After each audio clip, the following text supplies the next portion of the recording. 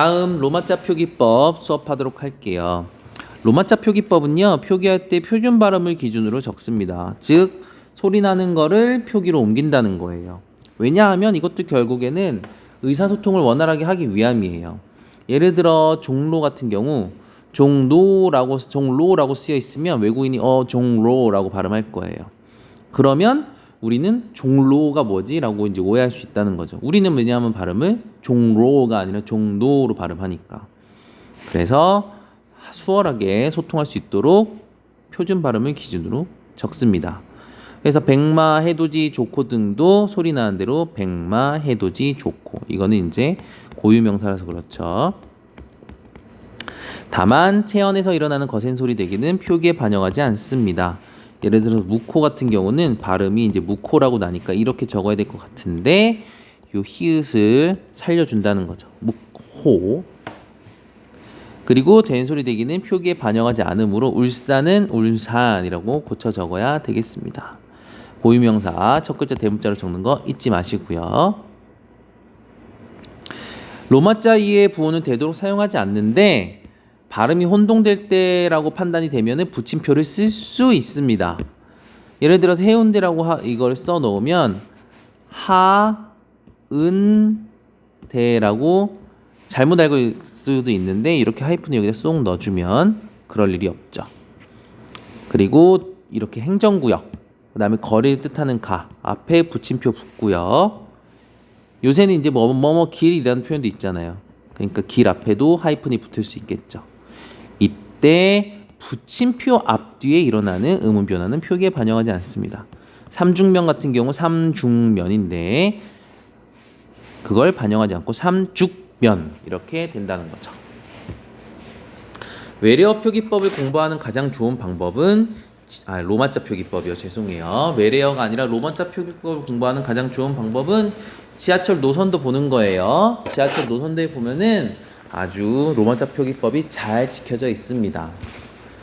그 시내버스에는 좀 틀린 경우가 많아요. 제가 요새 버스를 좀 안 탄 지 오래돼서 잘 모르겠는데 사실 타도 잘 안 보기도 하고요. 귀찮아서. 예전에 제가 이제 공부 열심히 하던 시절에 보면은 버스 같은 경우는 로마자 표기법 많이 틀려 있더라고요. 지하철은 대부분 틀린 게 없었던 걸로 제가 기억합니다. 그리고 이제 로마자 표기법 적을 때 중요한 것들. 파열음 그드브는요. 모음 앞에서는 GDB로 적고요. 자음 앞이나 어말에서는 KTP로 적습니다. 그래서 예전에 저 어릴 땐 부산이 푸산 이렇게 적혀 있었는데 요새 이렇게 적지 않아요. 부산 이렇게 적는 거죠. 그리고 실제로 원래는 이제 내가 뭐 예를 들어서 김종국이다 하면은 김을 지금은 KIM으로 적잖아요. 근데 우리의 로마자 표기법에 따르면 사실 GIM으로 적는 것이 맞습니다. 김, 종, 국도 KOOK라고 적는 경우가 많은데 이것도 KOK가 아니라 GOOK가 맞는 거죠. 모음 앞에서는 G라고 적는다고 하잖아요. 기억을. 따라서 같은 맥락에서 장곡도 장콕이 아니고 장곡이고요. 대곡과 호법도 대곳, 호법 이렇게 적습니다. 대곳은 받침이 디귿으로 나니까요. 충무로, 을지로, 서울 이런 것처럼 알 수 있듯이 리을은 모음 앞에서 R, 자음 앞이나 어말에서는 L로 적습니다. 신라는 신라로 발음이 되죠. 별내도 별내라고 발음이 나잖아요. 이 표준 발음을 이제 인용해서 신라, 별내 이렇게 적습니다. 김치도 마찬가지예요. 그래서 GIM, CHI 이렇게 됩니다. 로마자 표기법은 많이 적어보면 도움이 됩니다. 참고로 이 자음, 이응 같은 경우는 받침에서만 소리가 나죠. 헷갈리지 않으시기를 바랍니다.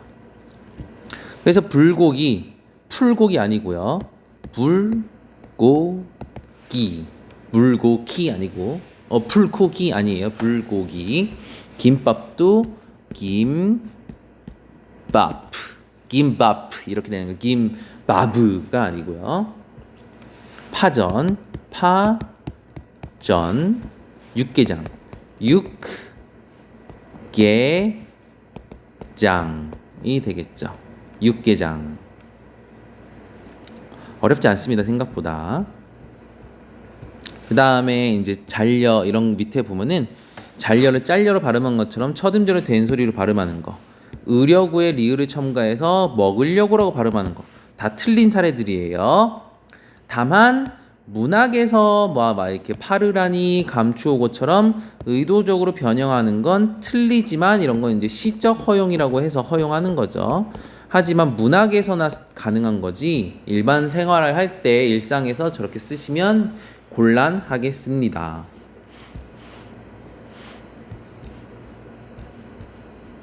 학습 활동은 굳이 설명하지 않을게요. 여러분들에게 다 답지 드렸으니까 공부하시면 될 것 같아요. 어렵지 않을 텐데 요것만 한 가지 설명드릴게요. 제1항이 국어의 현용 24자어만 적는다는 건데 여기에서 제1항이 어긋났다고 쓰여진 이유는 바로 요 하이픈 때문에 그렇습니다. 요 써가 잘못돼서 제4항 된소리 필수를 쓰지 않는 것을 원칙으로 한다가 나온 것이고요. 요것만 좀 설명드리고 네, 나머지는 답지 보시면서 공부하시면 될 것 같습니다. 네, 교과서 정리는 여기까지 하도록 하겠습니다.